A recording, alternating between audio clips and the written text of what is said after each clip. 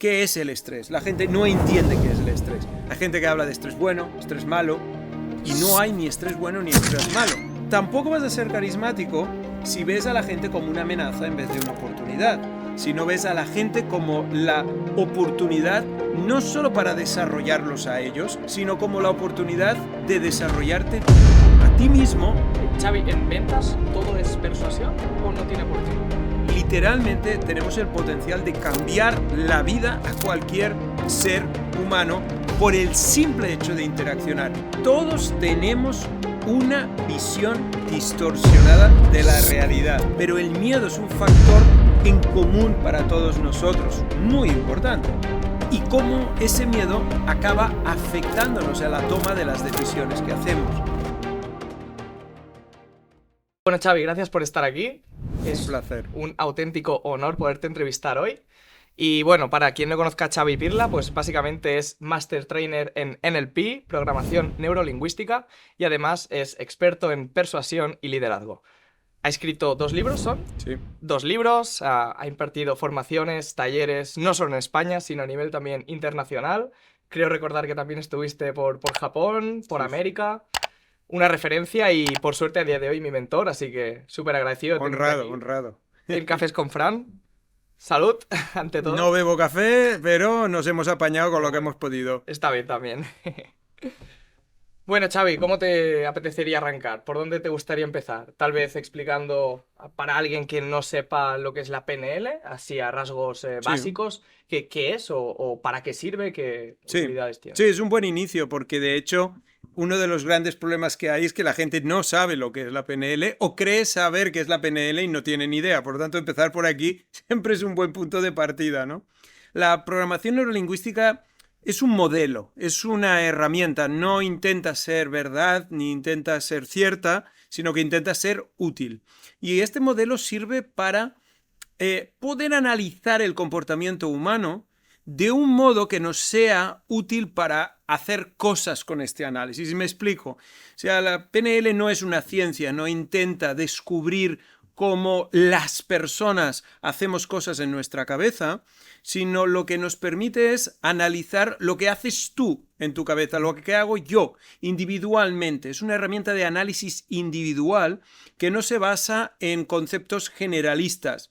Tú que sabes de eneagrama, pues el eneagrama busca desde lo general buscar al individuo. La PNL no. La PNL lo que hace es analizar los procesos mentales, emocionales, de una persona en concreto que esté ahí, nunca clasificar. Y digo eso porque es muy importante, ya que mucha gente intenta hacer con la PNL lo que se hace con otras disciplinas. Por ejemplo, decir pues que hay personas visuales o hay personas auditivas o hay personas... Ya están generalizando, intentando encontrar como cajas donde meter a las personas. Y la PNL no es que ni que sea mejor ni peor, pero lo que no hace es meter a la gente en cajas. Justamente hace lo opuesto y es separar a las personas por aquello que los hace únicos, porque efectivamente tenemos patrones comunes, los seres humanos, si nos alejamos lo suficiente los encontraremos, pero al mismo tiempo cada uno de nosotros somos diferentes, únicos y tenemos maneras muy específicas de hacer las cosas. Uno puede ser un 3 del eneagrama, un 4 del eneagrama y a pesar de eso en su cabeza hacer las cosas diferentes de otro 3 o de otro 4 o de otro 5. Esa es la idea detrás. Esta es una tecnología que se creó en los años 70 por 2 personas. Una de ellas pues es también mi mentor y amigo, que es el doctor Richard Bandler, el padre de la programación neurolingüística. Y luego él fue a buscar un experto en lenguaje, que fue el doctor John Grinder, que se convirtió durante unos años en su socio. Ellos dos empezaron a investigar cómo las personas conseguían resultados diferentes al resto y cómo podían sacar esa información de esas personas para luego enseñar eso a otras personas que les pudiera ser útil. Es decir, si yo soy un buen comunicador o tú eres un buen comunicador, preguntar y buscar el modo de descubrir qué hace de ti un buen comunicador será una herramienta quizás útil para otras personas que quieran ser buenos comunicadores. Ahora bien, aquí es donde entra uno de los grandes mitos de la PNL, otro más, y es que si encuentro el programa que a ti te funciona para ser un buen comunicador, bueno, pues ya está. Luego yo me voy a introducir el programa y también. Y eso no funciona así, porque no somos ordenadores. Nuestro cerebro no es un ordenador, es una máquina. Es la máquina más compleja del universo, mucho más que cualquier ordenador. Pero sí que es verdad que puedes sacar elementos, inspirarte, buscar ciertas estrategias que yo puedo adoptar a mi manera. No voy a conseguir quizá los mismos resultados, quizás consiga menos, quizás consiga más, pero como ni tú ni yo formamos parte del mismo hardware, pues obviamente no podemos esperar que un software actúe del mismo modo, pero efectivamente se puede sacar muchas cosas. Claro, es lo que me gusta mucho, que, por ejemplo, algunas variantes del coaching o psicología te dicen, si tú tienes A, B y C, ya está, pum, te clasifican como en algo. Es lo que me gusta de la PNL, que va como al núcleo de todo y desde ahí, pues se empieza. Entonces, ¿qué aplicaciones, qué posibles aplicaciones tiene la PNL? ¿Dónde podríamos aplicarla? ¿En qué Claro, contextos? es interesante la pregunta porque, por ejemplo, la típica pregunta que te hacen es, pero ¿qué es mejor, el coaching o la PNL? ¿No? Por ejemplo, es una típica pregunta. Y la respuesta es que no podemos compararlas. ¿Por qué no? Porque el coaching, por ejemplo, es un oficio, es una profesión, y la programación neurolingüística es una herramienta. Y eso es muy importante que entendamos la diferencia. La programación neurolingüística no es un oficio, es una herramienta de análisis del comportamiento humano que te permite hacer cosas con ese análisis. Por ejemplo, terapia. Tú puedes, si eres un terapeuta, eres un psicólogo, el análisis que te da la programación neurolingüística de detalle te va a permitir luego actuar de una manera más específica en tus pacientes. ¿Qué eres coach?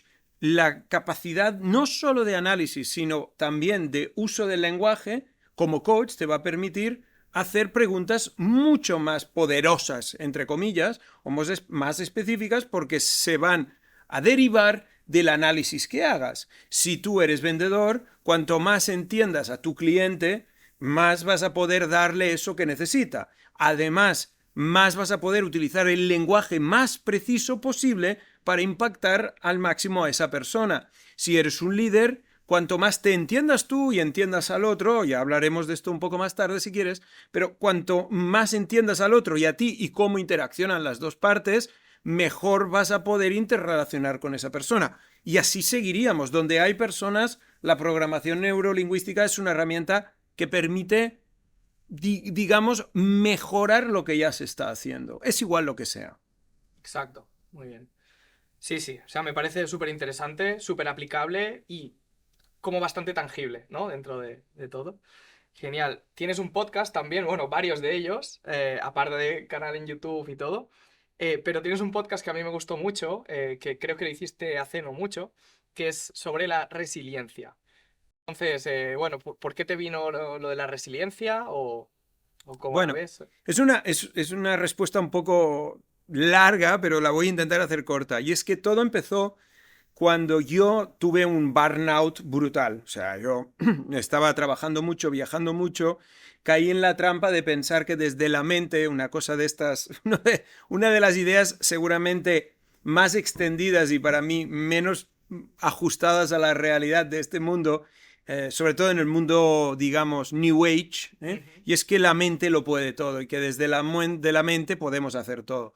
Y por el camino nos dejamos el cuerpo, ¿no? Yo también era de ese pensar y durante una época que viajaba muchísimo, como has dicho al principio, iba a Asia, de Asia me iba a América, de América volví a Europa y así iba, un momento que tuve un burnout increíble y tuve que empezar a buscar herramientas que me permitieran recuperarme, básicamente. Así descubrí el biohacking y cómo optimizar nuestra salud y sobre todo nuestro sistema nervioso. Y es cuando empecé a entender el papel del sistema nervioso en todo esto, de cómo acabamos desgastándolo, cómo eso nos acaba provocando problemas ya no solo físicos, sino mentales.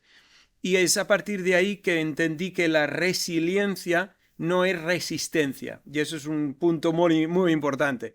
La resistencia es la capacidad de un material de no romperse bajo un impacto, por decirlo así. La resiliencia es la capacidad que tenemos los seres humanos no solo de adaptarnos al estrés, no solo de aguantar al estrés, sino de recuperarnos. Por lo tanto, la resiliencia es la capacidad de aguantar una situación de estrés, recuperarnos de esa situación de estrés y adaptarnos. Es decir, la resiliencia es cuando delante de una situación de estrés tú puedes salir más fuerte y no menos fuerte. Y eso es uno de los problemas principales que tienen las personas. Van aguantando situaciones de estrés, pero cada vez se van desgastando más porque no han entendido cómo funciona el mecanismo, digamos, de nuestro organismo.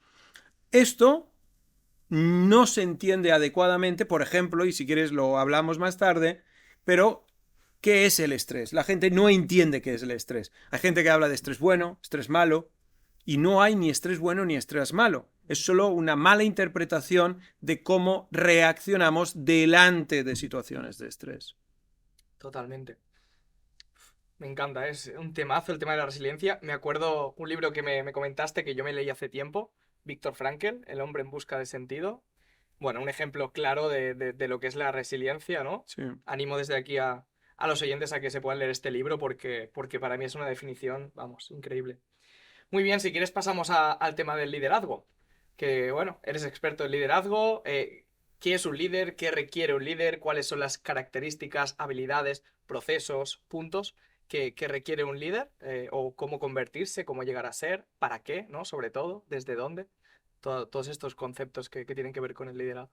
No, es interesante el tema del liderazgo porque vuelve a pasar lo mismo que decíamos antes. ¿Qué hace la gente? Clasificar, ¿no? Tipos de líderes. Pues hay y tipos de liderazgo. Y empezamos a clasificar y a poner la gente en cajas. Y lo primero que necesitamos entender es que un líder es una persona. Y como es una persona, tiene procesos mentales. Y ahí es donde entra otra vez la PNL, pero también entra otra vez la resiliencia. ¿Por qué? Porque un líder es una persona que, entre otras cosas, está interactuando constantemente con un equipo, un gran equipo, pequeño, es igual. Ahora, esa interacción con alguien lo que hace es que despierte en ti cosas. Es decir, si yo hablo contigo y tú no estás de acuerdo conmigo, seguramente yo puedo tranquilamente sentirme rechazado por ti. O puedo sentirme traicionado por ti simplemente porque no siento que me estés entendiendo. Ahora, si yo no entiendo esa parte, será muy difícil que no te vea a ti como una amenaza en vez de verte como un recurso o una oportunidad. Luego, la primera componente del liderazgo es darte cuenta de que el liderazgo es todo el día. No es me entro en mi oficina y soy un líder. Salgo de mi oficina y soy un líder. Estoy con amigos, soy un líder. ¿Por qué? Porque liderar quiere decir que todo empieza dentro de mí. Y de dentro de mí va hacia afuera. Con lo cual, si tú no eres resiliente porque sucumbes ante los estresores, tu desempeño va a bajar. Si tú no eres carismático, no vas a poder proyectar hacia afuera, no vas a poder atender a la gente. Pero tampoco vas a ser carismático si ves a la gente como una amenaza en vez de una oportunidad. Si no ves a la gente como la oportunidad no solo para desarrollarlos a ellos, que eso debería ser lo esencial para un líder, sino como la oportunidad de desarrollarte a ti mismo a través de la interacción con los demás. Por tanto, un líder es un concepto muy integral donde es una persona que se lidera ella misma para liderar desde el autodescubrimiento interaccionando con los demás. Es decir, los demás son aquello que yo necesito para crecer yo y yo soy aquello que necesitan ellos para crecer. Es esa interacción constante entre las dos partes. En vez de pensar que hay tipos de líderes y que estos hacen esto, hay azules, amarillos y verdes y rojos y de arco iris. Claro, al final, ¿para qué, no? Si es útil para esto, como siempre comentamos, ¿no? Sí, sí, sí. Una pasada. O sea, una visión y una descripción perfecta. Podríamos incluir aquí también el término comunicación. También sé que eres un gran apasionado y Claro. experto de la comunicación, pero realmente, ¿qué es la comunicación? Pues es una pregunta otra vez mal entendida, ¿no? Lo que es la comunicación. ¿Por qué? Porque se entiende comunicación muchísimas veces como ese acto unidireccional, como la persuasión, ¿no? Unidireccional, donde yo comunico algo. Y la palabra comunicar viene del latín y este prefijo en latín es siempre juntos, conjuntamente, comunicar, cooperar. Todas estas palabras que empiezan con un quiere decir juntos. Luego, cuando pensamos en comunicación, es imposible pensar en la comunicación, o no deberíamos hacerlo, sin entender que al menos hay dos personas involucradas en ello. Al menos dos.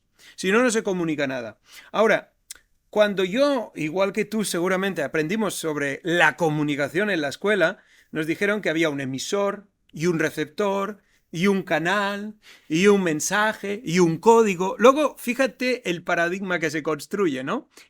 Hay un emisor y hay un receptor, ¿no? O sea, como estos micros que tenemos, ¿no? Esos son los receptores de nuestra emisión. ¿Eso es la comunicación? No.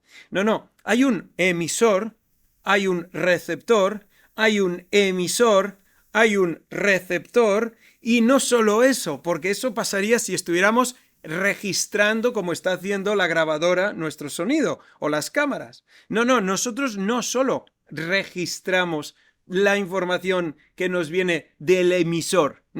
Nosotros la interpretamos. Estamos constantemente haciendo cosas con la información que nos llega de fuera. Porque claro, si a mí me dices, Xavi, oye, no me gusta tu camisa, o no, vamos a suavizarlo un poco. Si tú me dices, Xavi, oye, qué color más curioso tiene tu camisa, ¿no?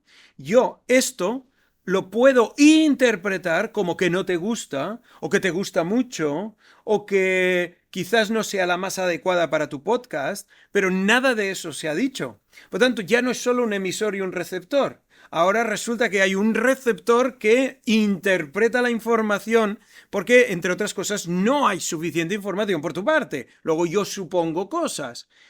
Y además de lo que yo supongo, me siento bien, mal, regular, me siento halagado, me siento insultado, me siento traicionado, con lo cual lo siguiente que diga va a depender de mi estado emocional, con lo cual lo diré y encima habrá una connotación y un tono y unos gestos que tú leerás e interpretarás quizás como una amenaza, con lo cual nos empezaremos a liar tú y yo aquí, sintiéndonos amenazados el uno con el otro, cuando no eran ni tu intuición para empezar, ni tu intención, supongamos que no, para empezar todo esto, ¿no?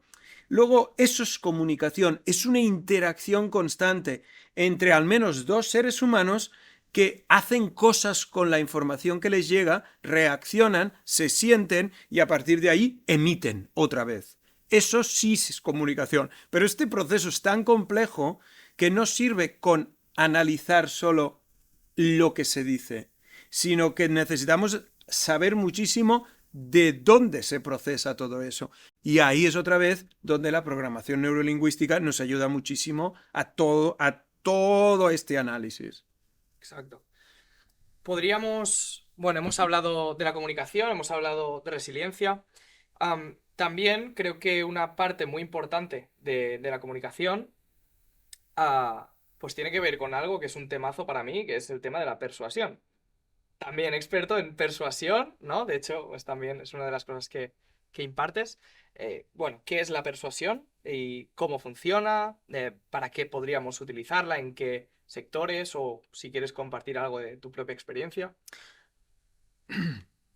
Mira, te voy a dar mi definición de persuasión, ¿vale? Exacto. Porque, muy Xavi, ¿eh? Mi definición. Claro. Yo no sé lo que piensa la otra gente, pero yo te voy a dar mi definición de persuasión. Y lo digo así porque hay gente que habla de manipulación y persuasión casi como palabras sinónimas. Por eso te digo que te voy a dar la mía, ¿no?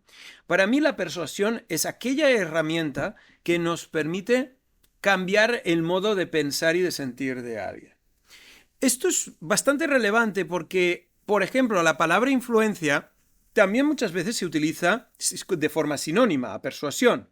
Y la influencia es el efecto que tú tienes en alguien, quieras o no quieras.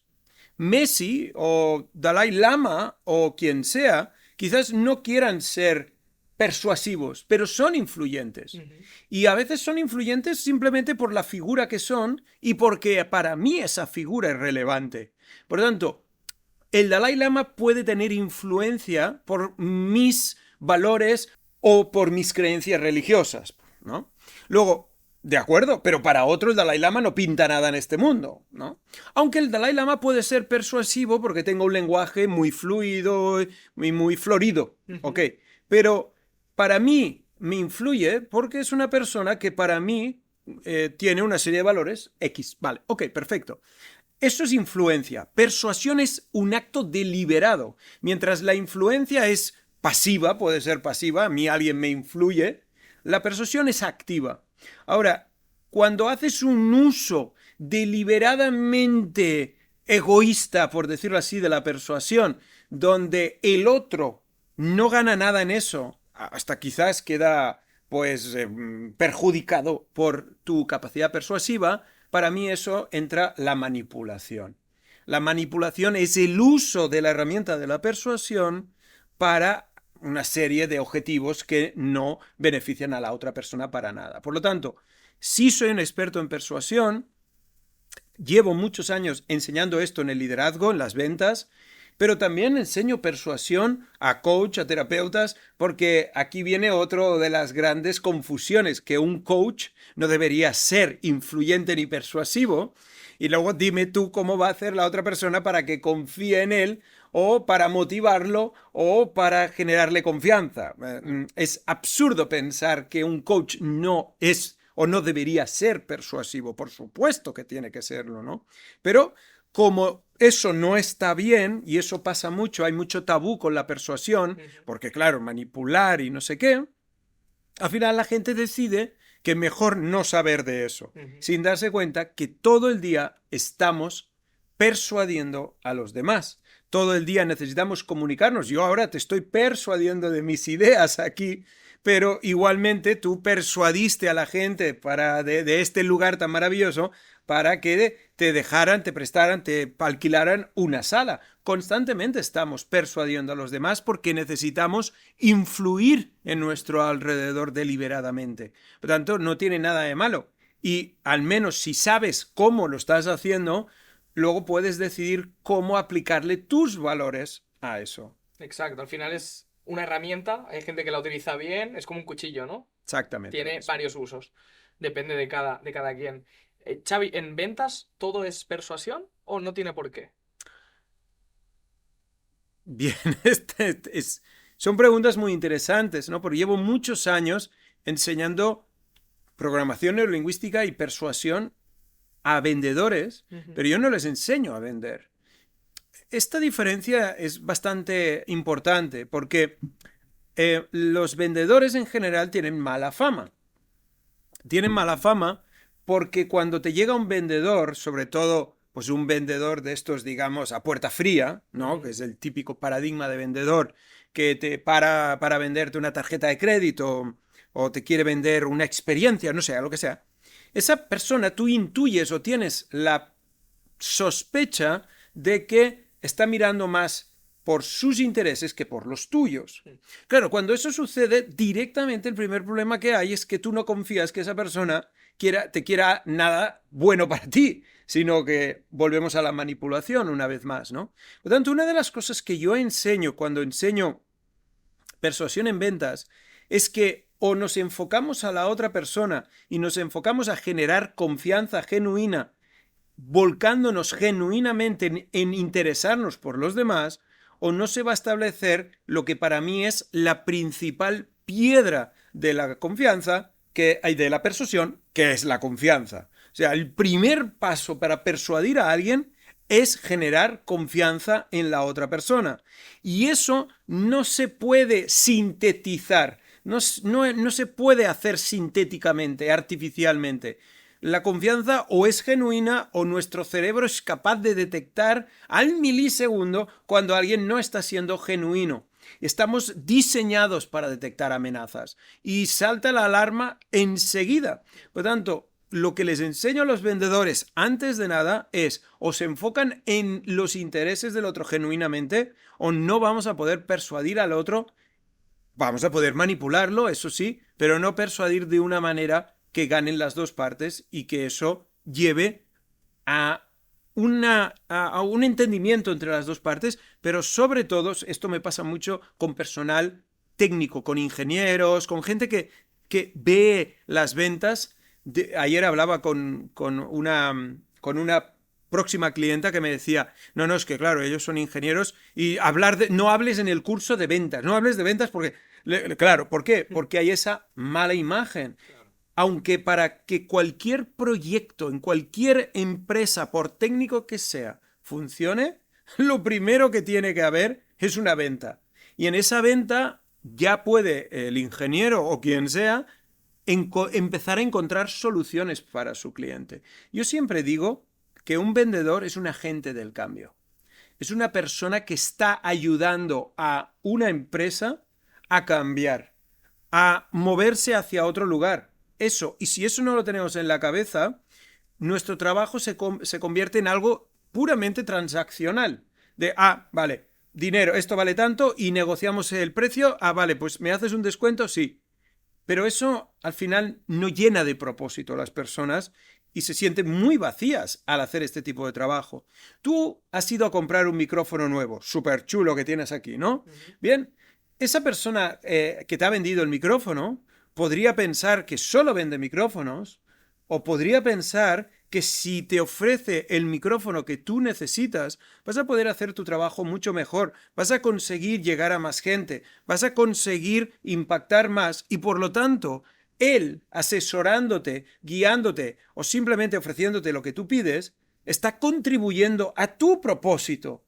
Pensar de este modo, para mí, genera una aproximación diferente no solo a la venta, sino a la interacción con cualquier persona, ¿no?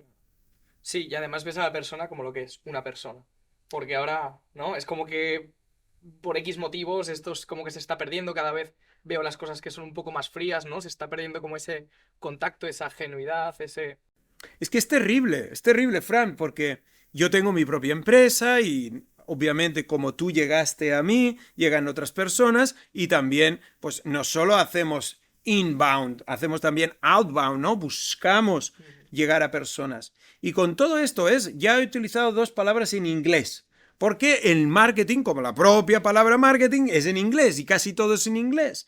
Y hemos llegado al punto, para mí, trágico, que las personas que se acercan a nosotros, que toda la vida se han llamado interesados, ahora se llaman leads.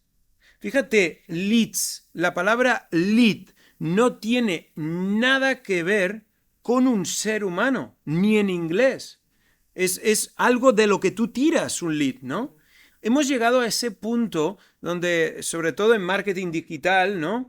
Se buscan números, números, números, y sí, y hacer mucho dinero, porque claro, ves a todos estos influencers que ganan tantísimo dinero, y estos marqueteros y toda esta gente, que al final nos podemos llegar a perder, que hay un ser humano que está dejándote tu dinero en confianza a cambio de algo que le pueda beneficiar y cambiar su vida. Y en el momento que perdemos esto de vista, lo hemos perdido todo, nos convertimos en máquinas de analizar métricas y de sacar de ahí un retorno de inversión que sea mayor, ¿no?, que lo que hemos puesto pues poniendo anuncios o en software o en vídeos o en un podcast. Y eso es muy trágico para mí. Yo creo totalmente en el ser humano y en el que estamos, como dices tú, interaccionando siempre con seres humanos, no solo interaccionando, literalmente tenemos el potencial de cambiar la vida a cualquier ser humano por el simple hecho de interaccionar. Y te digo algo más, estamos hablando de ventas, pero tú vas al súper, tú vas a comprar a esa persona que tienes ahí delante, si tú te crees lo que yo he dicho antes, de que todos somos líderes en cualquier momento, cuando tú vas al súper, en vez de tratar al cajero o a la cajera del súper como una extensión de la máquina registradora, por decirlo así, lo puedes tratar como una persona y hacer un cambio en esa persona y que esa persona ese día vaya a su casa, de un modo diferente al resto de los días. Y quizás esa interacción que has tenido, poniéndole atención y no viéndola solo como una extensión de la caja registradora, esa persona, eso le impacte mucho y se acuerde toda la vida de ese chico que esa vez vino y lo miró por primera vez como un auténtico ser humano y no solo como un empleado de un supermercado. Ese potencial lo tenemos todos. Y la persuasión es una manera de impactar más en las vidas de los demás. Así lo enseño yo. Y no como una herramienta simplemente para conseguir tus fines, ¿no? Brutal. Yo siempre intento dejar a las personas mejor de cómo me las he encontrado. Siempre, al menos lo intento, ¿no? Sí, sí. Bueno, hablamos de eso, de seres humanos, y me gustaría, ya que llevas años estudiando el comportamiento humano, no sé, ¿qué tres características dirías que son las más comunes entre los seres humanos? O no características, sino problemas tal vez, o patrones. No quiero hablar de creencias limitantes. Si quieres ahora te pregunto qué es para ti una creencia limitante. Vale. Pero, ¿no? Del comportamiento humano, ¿cuáles son las cosas más comunes? O si pudieras dar algún consejo así general que consideres que pueda ayudar a más gente. Yo creo que lo que todos tenemos en común es que tenemos, y esto se lo comentaba hoy a una persona que le estaba haciendo una mentoría, todos tenemos una visión distorsionada de la realidad. Todos. Y además diferente a la del resto. Lo que lo hace alucinante. Sí. Es decir, hay tantas visiones del mundo como personas. Ciertamente eso no lo podemos hacer tan generalizado ni tan reduccionista. Evidentemente compartimos cosas. Tú y yo pensamos que un podcast es algo útil y eso lo tenemos en común. Y así como eso, muchísimas otras cosas, ¿no? Pero al mismo tiempo de que tenemos puntos en común y que ciertamente compartimos ideas y valores, al mismo tiempo tenemos un montón de cosas que vemos de cierto modo de manera diferente. Ahora, lo que tenemos en común todos es que nos es extremadamente difícil el darnos cuenta de que solo tenemos una interpretación y no la realidad. Y cuanto más creemos que estamos viviendo y interpretando la realidad, más eso nos atrapa en ella. Porque claro, si yo creo que las personas de mediana edad ya no pueden encontrar trabajo y me creo que eso es la realidad, seguramente vaya ni lo intente. Y eso es solo porque me lo he creído. Y alguien me dirá, bueno, Xavi, pero es que las personas de mediana edad tienen muchos problemas hoy en día para encontrar trabajo. Sí, y los jóvenes, y sí, es cierto, y seguro que muchos la tienen, pero no todos necesariamente. Esa sería una, ¿no? El mapa no es el territorio, como decimos en PNL, y por lo tanto cada uno tiene un mapa que no se da cuenta muchas veces que tiene y que está dentro de él. Una. Dos, te diría que todo el mundo tiene miedo. El miedo es para mí una de las emociones más relevantes, no solo más relevantes, sino que más nos afectan. Ahora, vivimos el miedo de maneras diferentes. Unos tienen miedo al rechazo, otros tienen miedo al abandono, otros tienen miedo a que los traicionen, otros tienen miedo a darse cuenta que no son tan buenos como pensaban, otros tienen miedo a no sentirse tan necesarios, otros para los demás a ser prescindibles, otros tienen miedo al ridículo y así seguiríamos. Pero el miedo es un factor en común para todos nosotros, muy importante. Y cómo ese miedo acaba afectándonos a la toma de las decisiones que hacemos. Y cómo nos basamos mucho en el miedo. Sobre todo porque hay gente que lo que hace con el miedo, una cosa es tener miedo a algo, otra cosa es lo que haces con el miedo. Hay gente que directamente lo niega, lo evita, se enfrenta a ese miedo pensando que eso es no tener miedo. Cuando ser valiente y tener coraje no es no tener miedo, es simplemente sobreponerse a ese miedo y hacer algo con eso, ¿no? De ese modo hay gente que lo que hace es evadirse del miedo. Y así seguiríamos. Por tanto, es el miedo, ¿de dónde me viene el miedo? Que es una respuesta a una amenaza, el miedo. El miedo no existe. Es como le llamamos a cómo nos sentimos cuando respondemos delante de la percepción de una amenaza.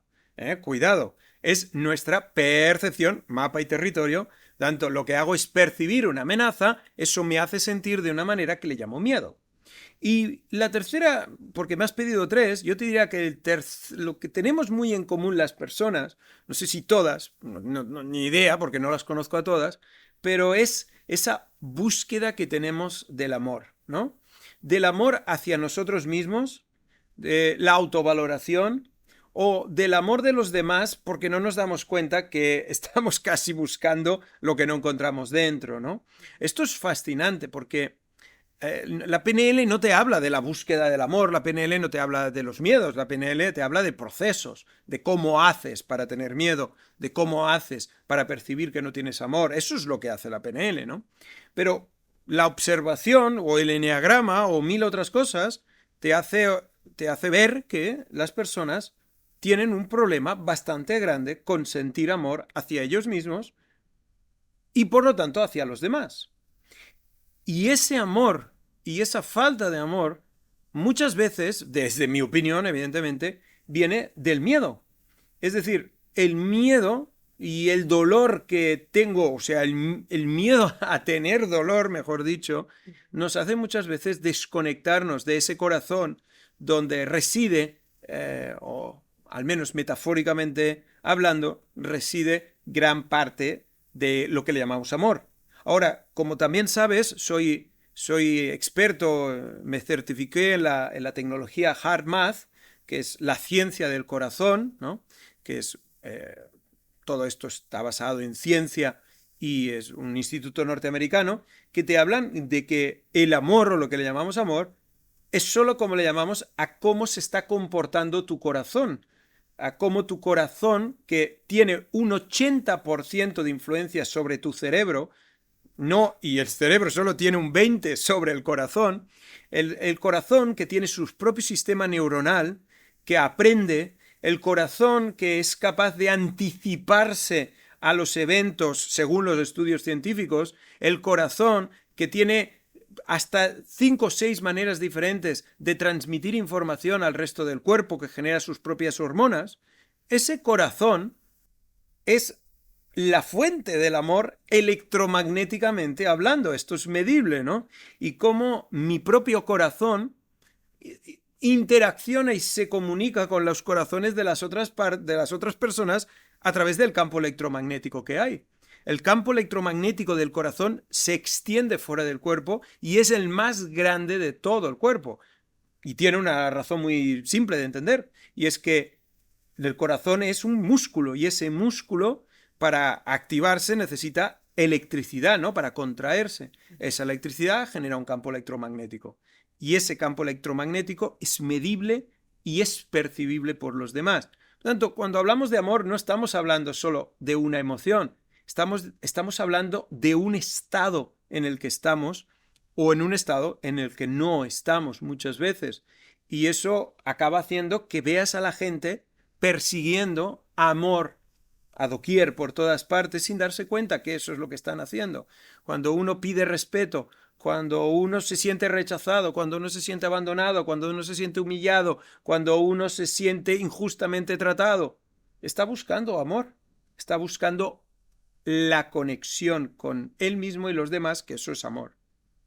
Me he ido un poco, pero... No, wow, qué pasada. pero eso sería al menos mi opinión. Me encanta. Yo, Xavi, este es de esos podcasts que no quiero que terminen. Y mira, porque tienes una reunión ahora y te tienes que ir. Pero bueno, no sé si nos hemos dejado algún tema. Yo te iba a preguntar, porque has comentado así muy por encima, mapa versus territorio. Pero nada, si puedes hacer una breve explicación para que la gente lo entienda más que nada. Sí, no, haces bien en aclararlo. Claro, cuando hablamos de mapa y territorio, estamos hablando de que el territorio es la realidad, es aquello que nos rodea. Lo que pasa es que nosotros ya percibimos la realidad a través de nuestro sentido. Con lo cual nos dejamos un montón de realidad que no percibimos, ¿no? No vemos rayos X, no vemos rayos ultravioleta, no escuchamos infrasonidos, que por eso se le llaman infrasonidos, no escuchamos ultrasonidos, que por eso se le llaman ultrasonidos. Por lo tanto, ya, lo que hay a nuestro alrededor, hay una gran parte que no la percibimos. Ahora, nosotros no tenemos esta impresión. Nosotros tenemos la impresión de que estamos realmente teniendo una experiencia completa con la realidad, y ese no es el caso. Pero no solo sucede eso, sino que yo de lo que me va pasando, tengo que ir pegando las cosas y haciendo un mapa. Tengo que determinar si Fran es peligroso o no es peligroso. Me interesa mucho eso, porque me tengo que quedar aquí con Fran o tengo que huir, tengo que salir corriendo. También me interesa mucho entender los mecanismos. Si le digo algo a Fran, ¿se va a enfadar o se va a alegrar? ¿Por qué? Porque luego, gracias a entender quién es peligroso y quién no, y los mecanismos que hacen que alguien se active, se desactive, haga esto o haga lo otro, con toda esta información yo puedo tomar decisiones. Si no, ¿cómo calculo lo que va a suceder? ¿Cómo calculo qué le va a pasar a Fran si le digo algo? Pero para calcular esto necesito un mapa de cómo funciona el mundo.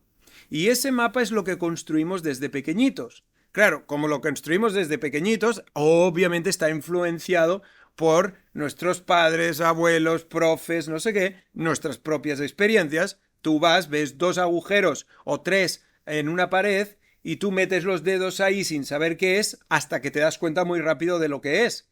Y a partir de ese momento dices, eso es malo. No solo es malo, sino que si meto los dedos, conecto, si meto los dedos, me voy a electrocutar. Por lo tanto, estoy construyendo un mapa de la realidad. Y ese mapa es muy funcional muchas veces. Pero si tú tienes un mapa de carreteras y te quieres ir a una zona de alta montaña, ese mapa que te ha sido tan útil por la carretera, en alta montaña, no te va a servir de nada, porque te va a poner dónde está el pico y ya está. No hay caminos, no hay pistas, no hay senderos, no hay nada. Lo que a nosotros nos pasa, y ya te lo conecto con las creencias limitantes, si quieres, ya te lo conecto, es que vivimos como que ese mapa es la realidad hasta que el contexto cambia. Yo voy por la carretera y mi mapa me va perfecto. Ahora llego a una pista forestal y ese mapa ya no sirve. ¿Ese mapa es limitante? ¿Ese mapa es malo? No, no lo es. Ese mapa simplemente no sirve para tu contexto y para tu objetivo. Si tú no quisieras ir a la montaña y quisieras seguir por la carretera para ir a una ciudad, el mapa que tienes es totalmente útil. En el momento que decides ir a un refugio que hay en una zona que se tiene que ir por una pista forestal, ahora ese mapa ya no es útil. La gente se confunde, dice, tú tienes una creencia limitante porque la creencia que quizás hasta ahora te había funcionado, ahora no te sirve. Si tus padres te habían dicho en algún momento, oye hijo, tú lo que necesitas es buscar un trabajo fijo porque de esa manera vas a tener un sueldo asegurado. Hace 40 años esa creencia no era limitante para nadie. Así era. 40 años atrás tú ibas a una empresa, tenías un trabajo y ahí te jubilabas. Hoy en día eso primero no pasa, pero si yo mantengo la creencia de que un trabajo fijo me va a garantizar el futuro y alguien viene y me propone un proyecto de emprendimiento, ahora esa creencia que tanto había servido antes o que quizá todavía me servía ahora en ese contexto, cuando me aparece un emprendimiento, ahora no me sirve esa idea. Eso la hace limitante pensar que es mucho más seguro. Bueno, es limitante por el contexto actual y porque tienes o posiblemente el objetivo de querer emprender. O quizás te has quedado sin trabajo y ahora dices, pues podría emprender. Pero claro, no puedo emprender porque no es seguro. Lo que es seguro es un trabajo fijo, ¿no? ¿Eso lo hace una creencia limitante? No, no es una creencia limitante. Es que es una creencia que ha dejado de ser útil para ese contexto y ese objetivo. Lo que pasa es que en el mundo del desarrollo personal, lleno de unicornios y arcoíris, pues lamentablemente se simplifica todo muchísimo, ¿no? Sí, yo pienso así, totalmente. Y encima me ayudaste a tener más esta visión, a hacer chung grandes o chung pequeños. Bueno, depende, sí. Depende. Grande para ver cosas y luego pequeño para enfocarse, ¿no? Eso es. Pues Xavi, no sé si nos hemos dejado algún tema o algo así que te gustaría comentar. Yo creo que hemos tocado Hemos muchísimas tocado, cosas. sí, bastante. Me has tenido aquí hablando un buen rato. Sí, yo me encanta, yo estoy aquí, vamos. Pues Xavi, no sé, ¿de qué manera la gente puede acceder a ti? ¿Cómo te puede pedir ayuda? ¿Les puedes ayudar, potenciar, formaciones, talleres, no sé? ¿Qué Yo haces? creo que lo que yo recomendaría a cualquier persona es que entrara en mi canal de YouTube, Ujú. porque ahí hay desde persuasión, coaching, PNL, hay un poco de todo, ¿no? Van a entender mejor todo el tema de la coherencia cardíaca, esto del corazón, también tengo vídeos de todo realmente. O sea que YouTube sería, yo creo, el primer paso para conocerme. Evidentemente LinkedIn, quien quiera una aproximación más desde lo profesional, empresas, LinkedIn es una buena manera, y si no, Instagram, como siempre, desde ahí me pueden contactar y pueden ver también. Lo que pasa es que yo no creo mucho en los reels, me parecen súper cortos, ya ves lo que me enrollo para Sí. sintetizarlo en un minuto y medio, ¿no? Pero efectivamente, al menos para contactar, puede ser una manera, o directamente en mi página web o Talent Institute, o sea, como talento y instituto, pero sin las os, talentinstitute.com o xavierpirla.com, que es la otra manera. O sea, a partir de ahí seguro que nos encontramos. Perfecto. Pues Xavi, muchísimas gracias por este ratito, por esta tarde, por este café y gracias por estar aquí. Otro episodio más lleno de Un valor. placer. Muchas gracias, Un Xavi. placer, Fran.